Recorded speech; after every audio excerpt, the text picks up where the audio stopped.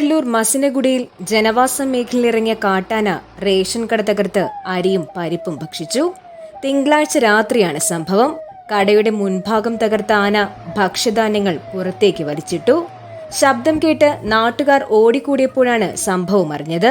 മുതുമല വനമേഖലയോട് ചേർന്നുള്ള പ്രദേശത്ത് മുമ്പും റേഷൻ കടയ്ക്കു നേരെ ആനയുടെ ആക്രമണം ഉണ്ടായിട്ടുണ്ട്. വനത്തിനുള്ളിൽ വേനൽ കടുത്തതോടെ കുടിവെള്ളത്തിനും ഭക്ഷണത്തിനുമായി വന്യമൃഗങ്ങൾ ജനവാസ കേന്ദ്രങ്ങളിലേക്ക് ഇറങ്ങുകയാണ്.